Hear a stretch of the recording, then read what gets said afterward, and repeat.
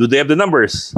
They have the numbers. Sigurado yun. Kasi Sigurado sabi yun. ng iba, umaatras daw yung iba. Yung iba daw, Hindi totoo yun. Yung sinabi nga umatras, nag-deny na eh. Si Panaligan. Yung mga nagsabi na Deny. umatras daw sila, hindi totoo yun. Unanimous ang Justice Committee. 55-0. Sino ba nakaupo sa Justice Committee? Mga political parties. Diba? Eh, hindi, yung NUP. Hindi.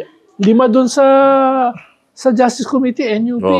May mga Hindi vice totoo chairman yun. pa eh. Although may, kung sila, Eklay na, Talagang eklay ah. hindi, dapat boboto bawat individual member, batay sa conscience. Baka may No? Pero we emphasize support to the president. Yeah, Yun yung statement ganun nila, nga eh. di ba? Pero baka lang pa-presyo lang.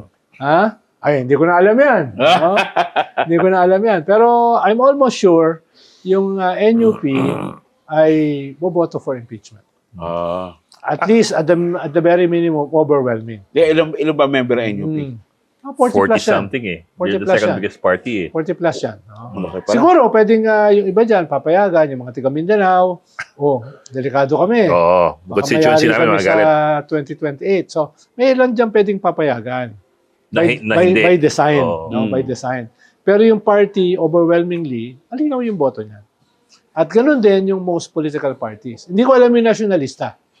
No? Pero mukhang madali naman kumuha ng numbers dun sa House eh. Kasi sa Justice Committee pa lang 55 na eh. Oo nga. Kailangan mo lang 106. Yung una, 53 consensus. Oo. Yung ikalawa, 55 consensus. So, 51 na lang kailangan mo para maabot yung minimum na 30%. Mukhang ang hinahabol naman nila, hindi yung minimum eh. Ang hinahamon nila, Maximum. It's a good number. At least 150, 160.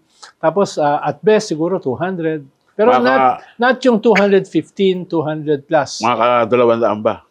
Hindi, yun yung target nila. Pero at this point, meron na silang mahigit 150. Pagka walang 200, mahina si Boji.